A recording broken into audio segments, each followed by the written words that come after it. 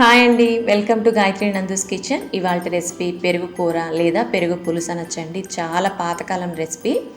ఎంతమందికి తెలుసో likes comment రూపంలో తెలియచేయండి. ఎప్పుడైనా విన్నారా అండి పెరుగు కూర లేదా పెరుగు పులుసు?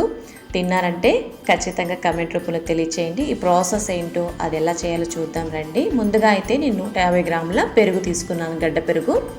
ఈ గడ్డలు ఏం లేకుండా ముందుగా ఒకసారి మిక్సీ జార్లో వేసుకొని క్రీమీగా, అంటే మీగడేం తీయకండి, వెన్నంతా అలాగే ఉంచుకొని మిక్సీ జార్లో వేసుకొని ఒకసారి బ్లెండ్ చేసుకోండి. మరీ తిక్కుగా ఉంటే బాగుంటుంది. ఇలా క్రీమీగా రెడీ చేసుకునేసి పక్కన ఉంచుకోండి. మరీ వాటర్గా చేయకండి. ఇందులో వాటర్ అయితే నేను ఏం వేయలేదు. ఇలా రెడీ చేసుకొని పక్కన ఉంచేసుకొని ఇందులో మసాలా అయితే రెడీ చేసుకుందాం. ముందుగా ధనియాలు 1 టీ స్పూన్, జీలకర్ర, పచ్చిమిర్చి 3 తీసుకోండి. కందిపప్పు 1 గంట సేపు నానబెట్టుకున్నానండి, 2 టీ స్పూన్లు. అదేవిధంగా కొబ్బరి పొడి 2 టీ స్పూన్లు తీసుకోండి, పచ్చి కొబ్బరి పొడి. లేదంటే కొబ్బరి తురుముకొనైనా తీసుకోవచ్చు. ముందుగా మిక్సీ జార్ తీసుకొని పచ్చిమిర్చి, ధనియాలు, జీలకర్ర, కొబ్బరి పొడి, అదేవిధంగా నానబెట్టుకున్న కందిపప్పు. మీరు ఎక్కువ క్వాంటిటీలో చేసుకోవాలంటే కొద్దిగా రైస్ అయినా నానబెట్టుకొని వేసుకోవచ్చు. రెగ్యులర్గా మీరు ఏ రైస్ అయితే వాడుకుంటారో ఆ రైస్ కూడా వేసుకోవచ్చు. నేను చాలా తక్కువ క్వాంటిటీలో చేసుకోవడం వల్ల నేనైతే వేయలేదండి. ఈ రెసిపీని చాలా రకాలుగా చేసుకోవచ్చు. నేనైతే ఒక టైప్గా చేస్తున్నాను. ఇలా మెత్తగా పేస్ట్ చేసేసుకొని పక్కన ఉంచేసుకొని, పెరుగు అయితే ఇలా క్రీమీగా రెడీ చేసుకున్నది పక్కన ఉంచుకున్నాం కదా. ఇలా వెడల్పుగా ఉండే బాండీ పెట్టుకొని 1 టీ స్పూన్ ఆయిల్ వేసుకోండి. ఇలా వేసుకొని బెండకాయ ముక్కలు ఒక 50 గ్రాములు వేసుకోండి. ఇలా చూపిస్తున్న విధంగా బెండకాయతోనే చేసుకోవాలని లేదండి. ఈ కూర అనేది మీకు నచ్చిన కాయగూరలతో వేసుకొని చేసుకోవచ్చు. టేస్ట్ అయితే చాలా బాగుంటుంది. ఏదైనా సరే ఇలా కొద్దిగా ఫ్రై చేసుకొని ఉడికించుకొని చేసుకోవాలి. పెరుగు కూరలో అయితే ఇలా ఫ్రై అయిన తర్వాత ఇందులోనే రుచికి సరిపడా సాల్ట్ కొద్దిగా వేసుకొని ఒక పావు గ్లాస్ కన్నా తక్కువ వాటర్ వేసేసుకొని బాగా కలుపుకోండి. ఇలా కలుపుకొని సిమ్లో పెట్టుకొని ఉడికించుకోండి, మూత పెట్టేసుకొని. ఇలా చేయడం వల్ల బెండకాయ ముక్కలు జిగుడు లేకుండా బాగా ఫ్రై అవుతుంది. అదేవిధంగా రంగు కూడా మారదు, పచ్చగానే ఉంటుందండి.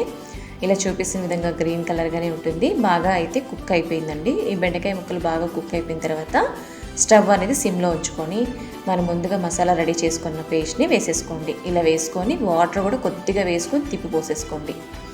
ఈ పెరుగు కూరలో ఇలా వేసేసుకున్న తర్వాత ఒకసారి బాగా మిక్స్ చేసుకోండి.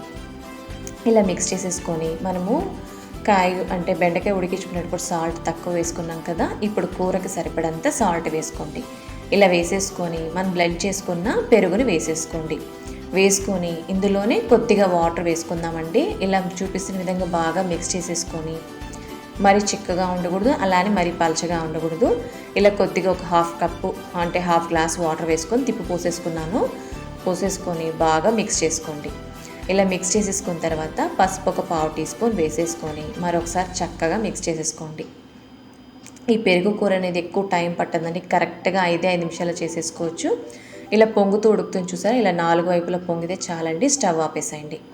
ఇప్పుడు స్టవ్ ఆపేసి ఒకసారి బాగా మిక్స్ చేసుకొని పక్కన ఉంచేసుకోండి.